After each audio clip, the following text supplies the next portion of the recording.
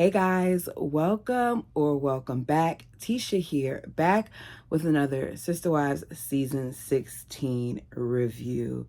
Let me start off by saying that my intentions originally were to look at some of the comments in the previous videos, add that into this and keep it moving. But based on how I'm feeling from watching this episode and taking the notes, I'm not going to be able to do that because I have to talk right now. It is apparent to me that Cody's disdain for Christine surpassed the love that he has for his daughter. I can't understand how any woman would be okay with her husband not showing up for his kids under any circumstance. She is sitting here, the bird is, trying to act like she cares about Isabel when it is clear that she does not. If she cared, then she would tell him to do exactly what he told Mary's child to do, which is get in that car and drive. You don't want to fly? Then don't. You want to limit exposure? That's fine. Do that. Do you guys remember when Robin got the virus and she sat there faking like she couldn't breathe? If I remember correctly, when we watched it, I was so infuriated that I had to pause it because of the amount of anguish I felt in watching what they were doing, because there were those of us who actually witnessed this happen to our loved ones, who actually saw our loved ones struggling to breathe. And he takes her to the hospital and they won't let Cody in. And he's sitting out in the car and he's filming himself as she's in the hospital, and she's filming herself acting like she can't breathe with absolutely no need for assistance. They did not even have to administer any type of oxygen to her. Her levels were fine. See, they even ended up sending her dramatic butt home. Right? But Cody was in the car telling us how he was willing to risk it all, his own life, to make sure that he was there for Robin as she was in that hospital, and how he wishes that he could trade places with her. But here you have your wife and your child just asking for you to be there for Isabel during this surgery, and he wasn't even willing for one moment to pause and think about what that would look like for Isabel. Truck you, Cody. Truck you. Put the F in front of it.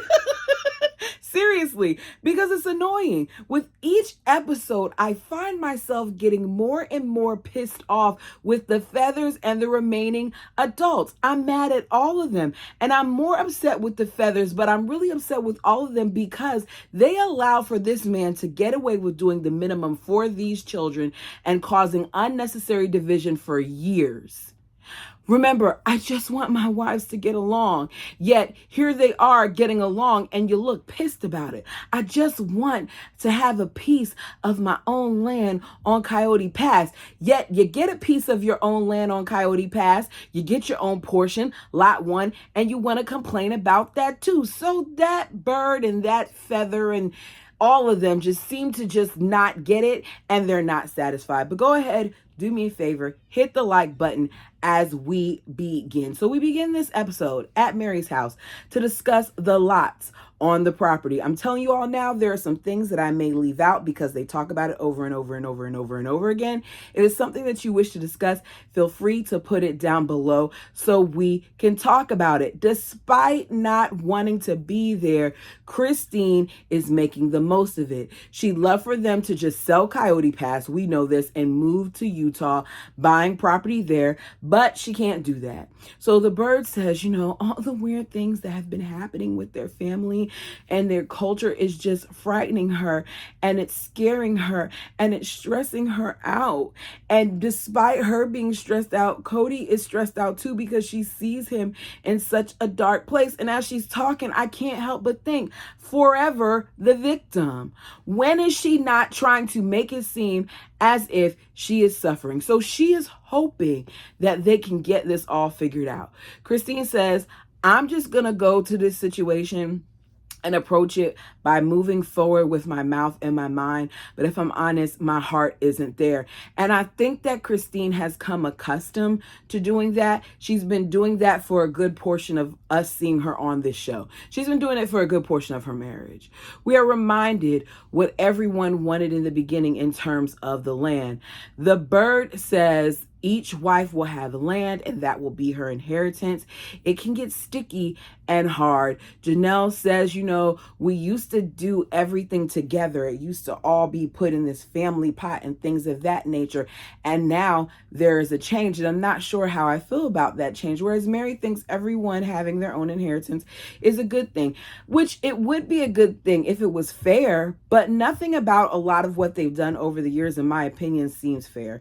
Christine says that she never really thought about the whole inheritance thing before because they didn't put down roots to pass on an inheritance. And to me, it's more like you didn't have money to pass on an inheritance. The first time they got a taste of what it would feel like to be comfortable is when they got this show. And by the time they were probably like in season 3 or 4, because we started noticing a difference in the trips that they were taking and the decisions that they were making back then. And I feel like a lot of them weren't accustomed to that amount of money, and it was mishandled by the feather people. But we'll get to it. So they go over the lots and what each person will have, and Janelle makes it very clear that she wants lot 4, which was the one that Christine originally had. As she talks about it, she talks about the greenhouses and all those other things. And the other wives are apprehensive to say what they want.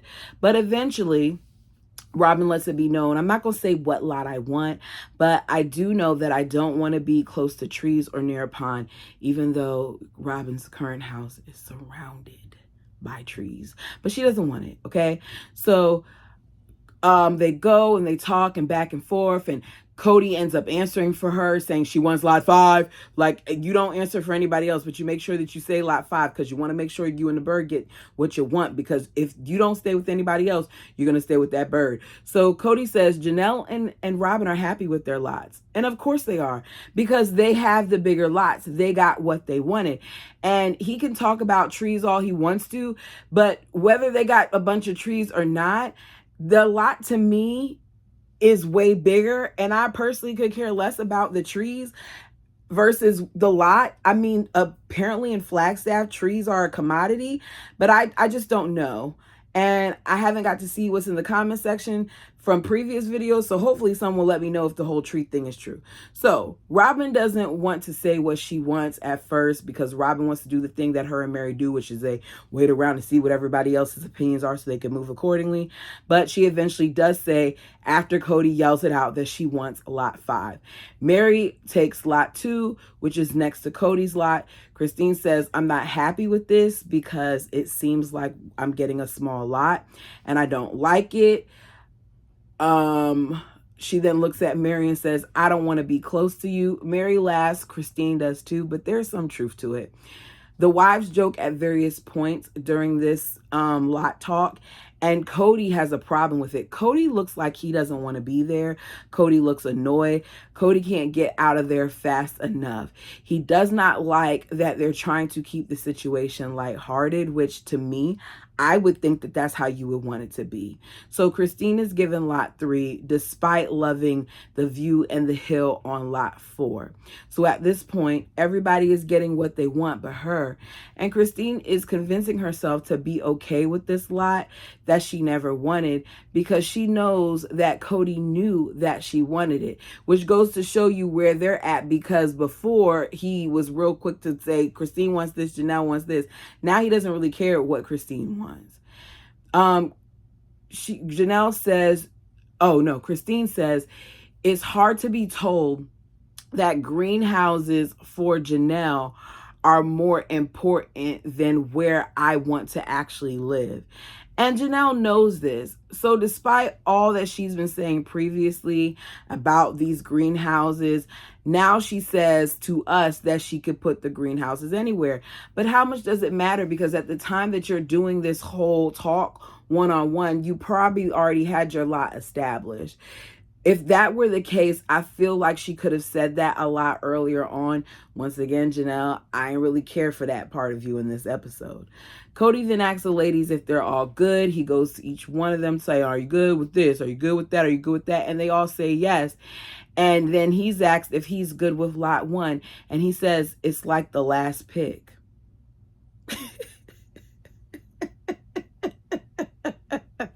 It's like the last pick, but he was the one that wanted lot 1. He's the one who, when he decided to go from 4 lots to 5 lots, to say, I want lot 1 with the drainage ditch, retention pond, whatever it is. I want the poo-poo water lot. That's what I want. And yet he's trying to convince us that lot 1 is the worst because he can't sell it because the family expects to have access to it. He says they have an asset that, you know, if they want out of this family, they can take that with them. They are out with their money, whereas I am not. They have freedom. I do not. Cody is tied to each one of those lots, if I can recall. I know he's on lot 1, and I know he's on the one with the bird. So what is he talking about? The ladies then squeal because they are excited that they finally decided who gets what. It's a celebration. They can finally stop talking about the whole lot assignment and get to building, or so they think. So the bird says, it looks like everybody's good, including Christine, and Mary is happy as well. And they're like, let's pray, let's pray, let's pray. But as they're praying, we hear Christine say, I want to move back to Utah, which means she's not good. Christine is putting on the brave face so that she could just get through this and not have the back and forth that they tend to have. So they pray.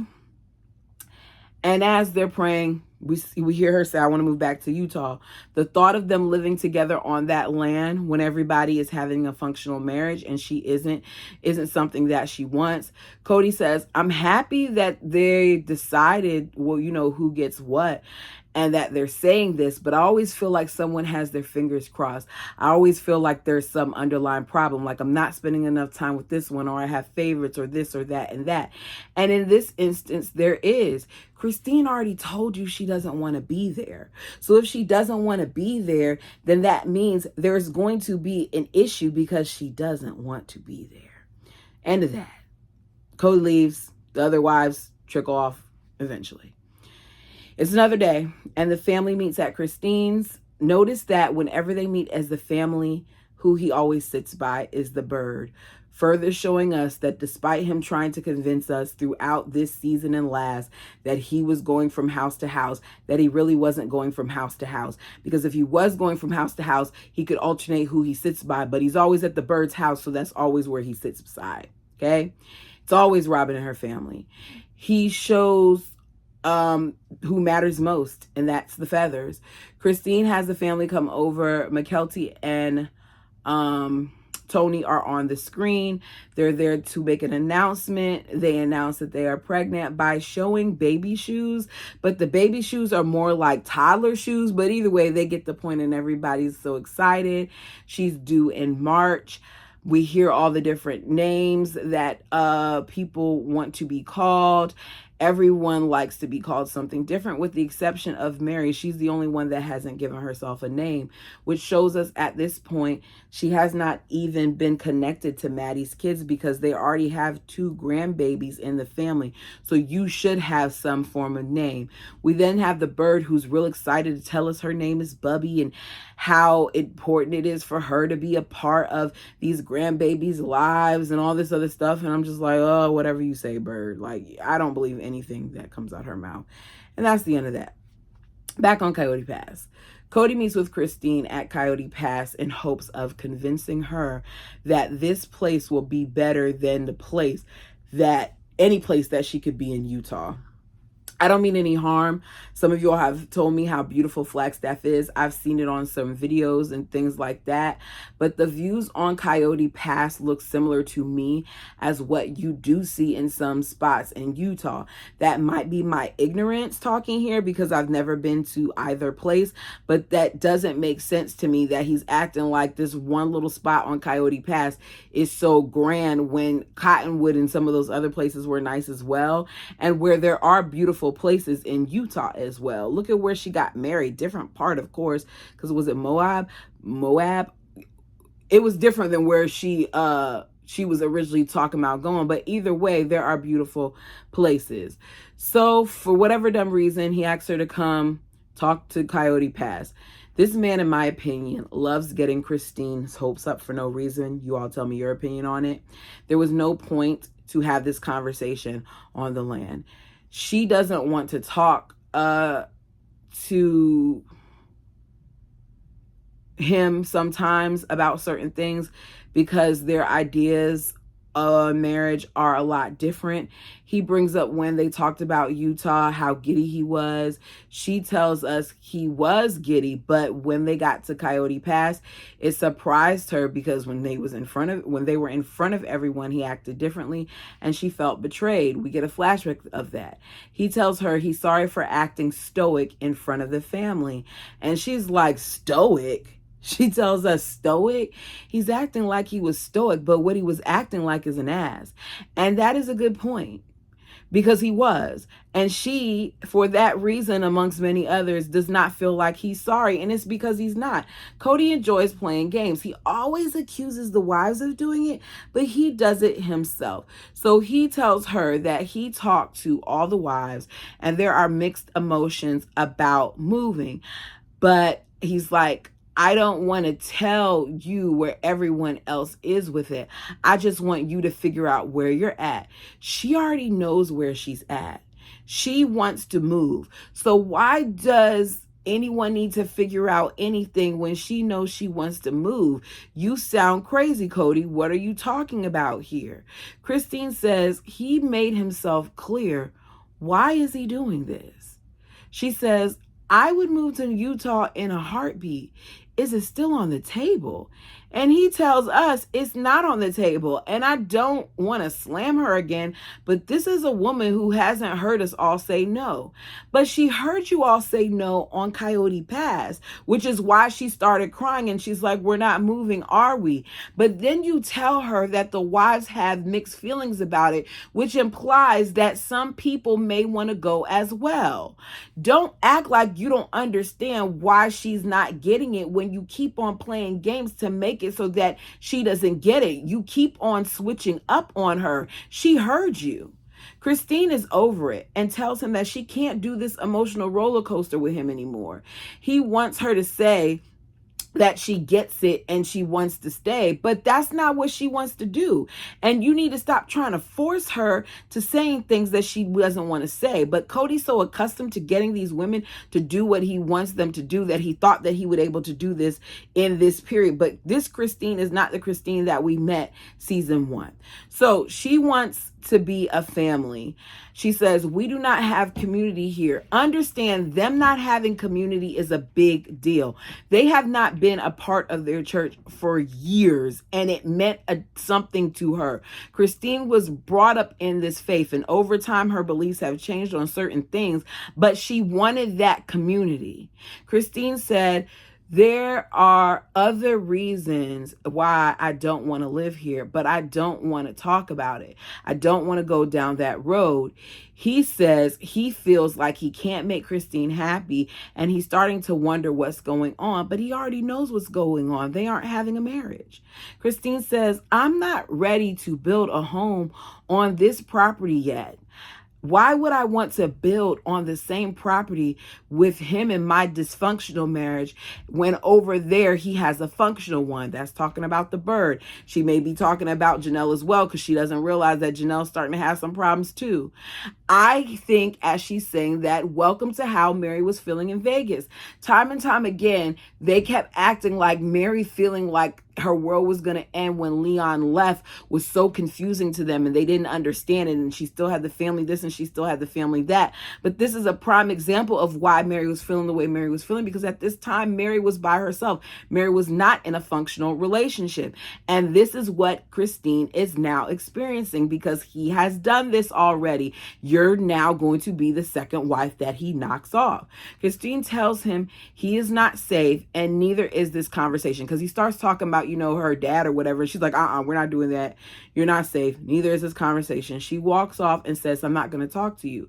Cody looks at us and says he doesn't know what he said that was unsafe. And it's the manipulation, the gaslighting, the constant gameplay as to why she feels like she's not safe. You say one thing to her face and another thing behind her back. You don't deserve to witness her emotions. You don't deserve to get the truth from her so you can then go back and pillow talk with whichever wife you feel like pillow talking with. In confessional, she says, he's not even my friend right now. Why would I talk to him about things that are so close to my heart if he's not even my friend? It feels like a bit of a crossroad, she says. And then she bursts into tears and says, I don't know what to do. And as she's leaned over and she's crying into her hands, my heart broke for her, because I feel like Christine held on to that relationship and held on for her kids and held on for their kids and that family for as long as she could. And this whole situation was a turning point. What situation is that? Let's get into it. So Christine and Cody talked the previous day at Coyote Pass. Cody is on his way now over to the house. He wants to talk about it, but he can't, because Christine and Isabel will be heading to New Jersey the next day to prepare for her surgery. If he really was concerned, he would have gotten up and followed her as he walked away, stood up and said, hold on a second, can we cut the camera so I could talk to her, because people are there filming. He would have done something to correct this situation. I don't know, call her after the fact, but you didn't. So he's at the house, and the other adults are over there as well. We get the whole pandemic Cody travel story again for the umpteenth time. I'm not going to talk about it. We know the rules by now. We are reminded that they found out several years ago that she has scoliosis. Cody tells us that Christine and Isabel have been traveling quite a bit this summer, so they're going to be staying socially distant. For the record, in looking at them, I'm not seeing them sitting 6 feet apart. I'm sure that they were probably doing testing and stuff, though. I don't know, but you didn't look like those chairs were 6 feet apart to me. Christine explains the procedure to the family. She says right now her spine is like this. They attach screws here, here, here, here, here, just basically multiple screws going down her spine. They then attach fibers to those screws, tighten it, and it straightens up the spine. They feel like she can be 2 to 3 inches taller as a result. And Cody immediately says, you are kidding. There's no way. How is Cody, who we're supposed to believe is an active parent, not aware of this information? You do not have to be in front of Christine to find this out. Was he not at least on the telephone with the medical team when they decided to discuss what this situation would look like? Did you not say, hey, let me call her on three-way and then we could call? What kind of parent is he? Why is he always questioning medical professionals when they clearly know what you believe what they say? Sometimes you believe what your doctor says when it comes to this pandemic. So why is it that you can't believe what a specialist says when it comes to your daughter, Isabel? Oh, is it because it's Christine's kid? Robin says, after you get this surgery, what are you looking forward to doing the most once your spine is straight? And I got a real attitude when I heard her say that, because I already knew what the answer was before Isabel even said it. And Isabel was like, I look forward to being in less pain, to be able to drive without being in pain, to be able to wake up without being in pain, and being able to breathe without being in pain. And hearing all of that, how dare Cody open his mouth to say that he thought that Christine was acting like this was going to be a vacation and that she could wait. She describes it as a sharp pain. Janelle says, yeah, Savannah told me how much you would be in pain, even on the way to school and stuff. So everybody was aware of this situation with the exception of the bird and Cody, because even the kids saw it. How did they not? The bird says, when I see Isabel in pain, I just want to go mommy her. Do you know how to be a mommy? Because if that's the case, I got to question everything about you. Because to me, you're such a liar. We're supposed to believe that you want to mother her. Yet if the roles were reversed and one of her kids, the bird's kids, had to go into surgery, there would be no question as to her demand and her expectation for her husband to be there for that. He had to stop everything to get some teeth pulled out of Solomon's mouth when he was younger. And they made such a big deal, and Robin couldn't eat food and all these other things, but they put him under, and the thing didn't even last for 5 minutes. I'm not saying they didn't have a reason to be concerned. They did. But we're talking about a tooth removal from a child and a spinal surgery for a child. Both should require a parent's presence. So Robin would have made sure that that man was there if the situation was reversed and Isabel was her daughter. You would have been fine with him not seeing those other kids. So don't act like you see her pain when you don't take into consideration the fact that she's going to go through a major surgery and she's going to be in a lot of pain for a lot of months even after the surgery, and you don't care enough to be like, Cody, go. Christine says she's the strongest kid I know, and that there are times that I felt responsible for her pain. And the only thing at this point that I can do to help Isabel is to make sure that she gets this surgery. And as she was talking, I felt that, because as a parent who cares, you want to make sure that your kids are good. It hurts you when your kids hurt. And this is years upon years of her seeing her child in pain and her feeling like she could do nothing to alleviate said pain. So she says as soon as they're able to, they'll release her. They'll be in New Jersey until October the 11th, I believe. In total, Cody won't see them for 8 weeks. Janelle then makes a comment. You guys are kind of going to have a vacation thing, all because of Isabel. And I get what Janelle was trying to do, but I didn't like that she said that, because it gives Cody more ammo once again. Don't drop the vacation, Mom, when he thinks that that's all Christine does. Christine says, I'm going to try to be positive about this. So yes, the first 2 weeks will be some form of vacation. We then get reminded by Cody yet again that Christine has been traveling. So when she presented the whole idea of surgery for the daughter, he thought it was antagonistic.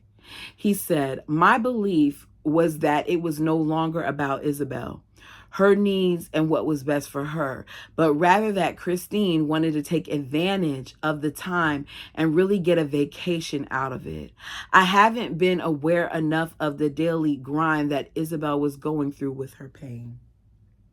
Throw him in the dumpster and kick it down the hill.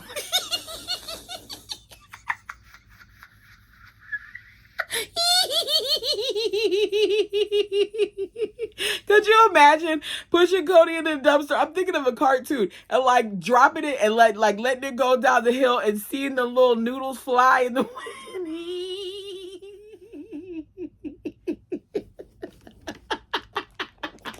I love it. I would love it. What about this child being in constant pain? Doesn't he get?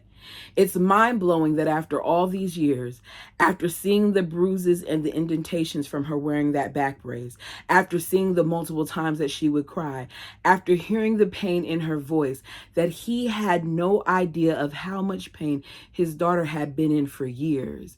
Does he need glasses? Can he not see? Because we, the viewers, weren't around her and we saw it. I remember the stories. I remember the comments that some of the family made. I remember some of the things that you said for those of you who suffer with scoliosis and how painful it was and how much that procedure has benefited some and helped and hindered others. I remember that. And to sit here and act like you were unaware, it blows my mind, and it just shows you don't pay attention to your kids.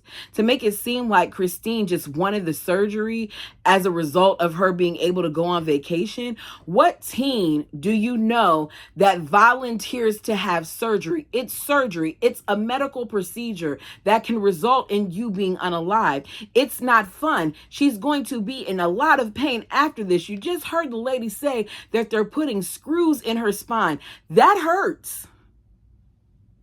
It's like he has no idea of how any of his kids other than Robin are doing.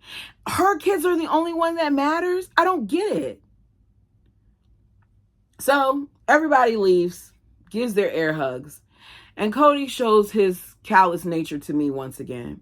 Christine goes in the house to get paperwork for him to sign, and he talks to us and tells us that he has a relationship with his children through his wife.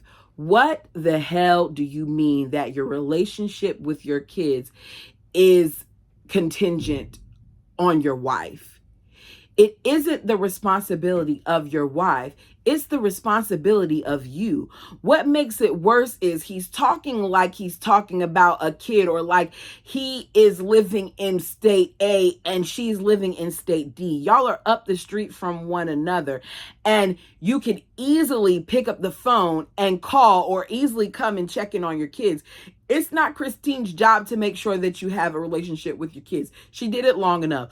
All of the moms did. So he regrets not having the conversation with Isabel about her surgery privately and in a safe place. I don't think a place with Cody is safe. And figuring out what she needed rather than judging what she needed through Christine. You didn't need to judge it through Christine. Christine's not about to sit there and lie about the pain that her child is going in. You could see it. Even when she walks, you could tell she was uncomfortable.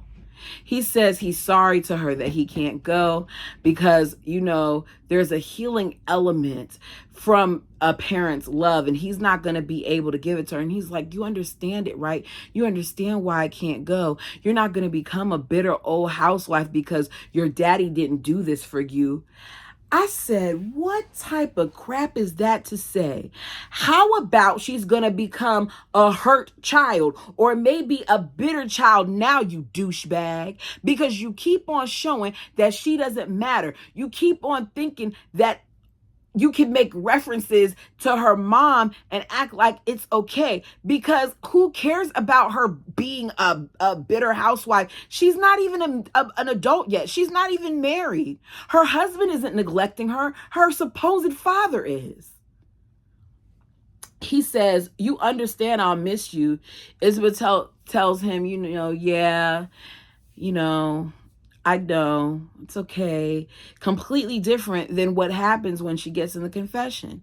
Because she knows in the confession she can speak how she wants to speak and not be guilted if she doesn't say what she wants to say. She tells us, I need him to be there. Why isn't he coming for me? Why wouldn't he be there? Why wouldn't he just drop everything for me? I just feel like he's living in fear and his priorities are screwed up.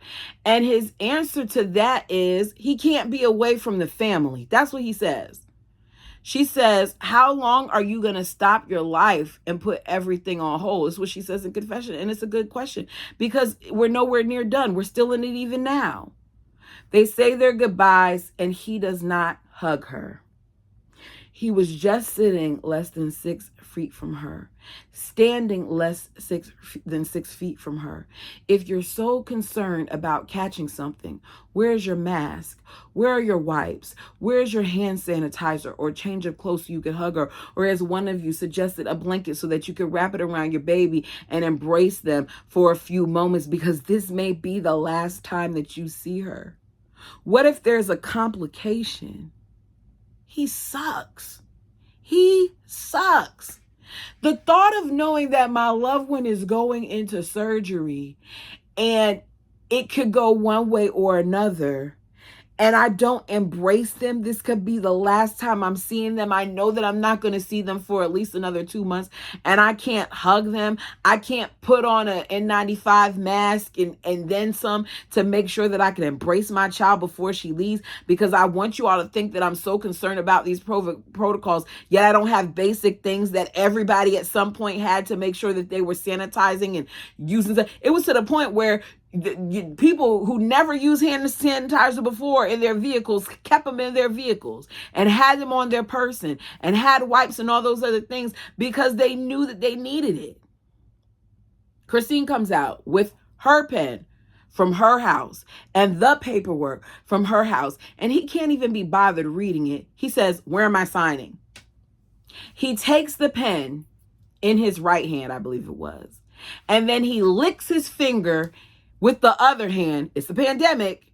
First of all, it's gross. I hate it. There's people at my job that lick their finger, and I'll be looking at them like, to the point where I buy the little thumbs that you can get for like guitar strings and stuff. They have the ones for paper too, but I get the ones for the guitar strings because it's shorter and better grip. And I put them on people's desks because I'm tired of seeing y'all lick y'all fingers and give stuff to me. It's gross. Anyways, so he's licking his finger and he's doing the pages. And I'm looking at him and I was like, not Mr. Pandemic, not Mr. CDC, not Mr. I'm going to make sure that you're doing what you're supposed to do, even though I'm not doing what I'm supposed to do. So Christine, because he said, where am I supposed to sign? She goes from standing, I don't know, maybe 2 feet or maybe 3 at most to 1 to show him where he's supposed to sign. And he says, "Hey, you're not socially distancing." I would have said, "Hey, you just licked your little nasty, crusty finger. Why are you talking about I'm not socially distancing? Go bleach your mouth."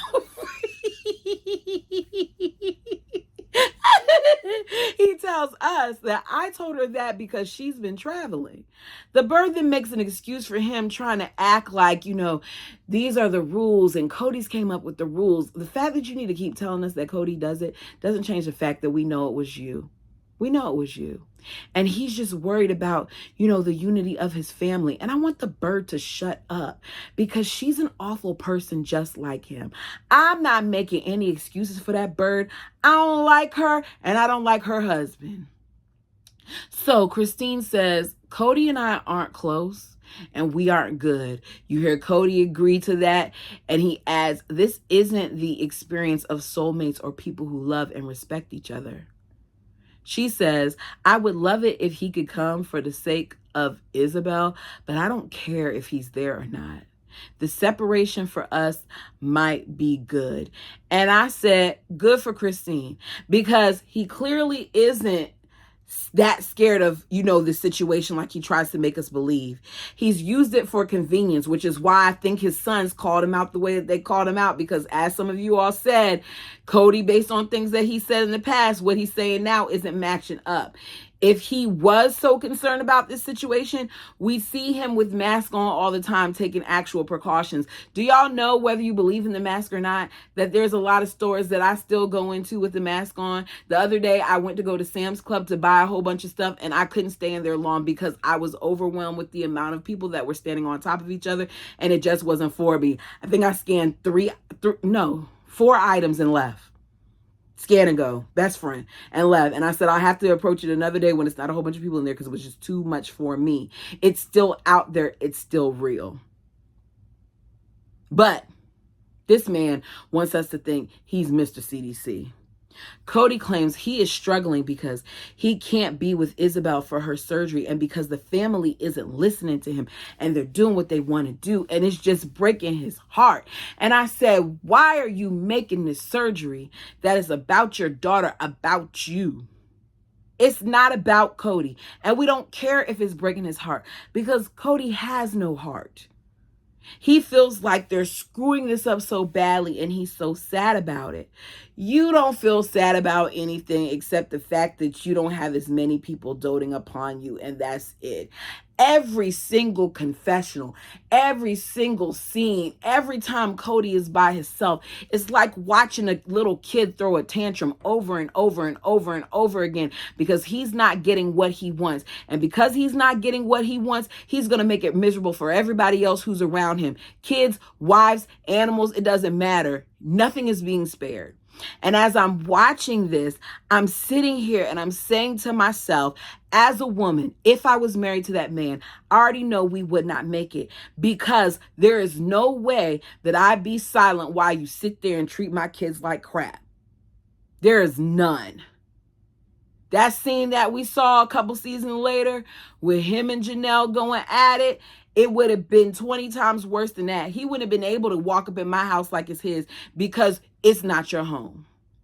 And I really, really, really, after being reminded of this crap, want to see the wives come after him and that bird and get every little thing they get. Y'all better stop playing and hire a forensic accountant. Like, seriously.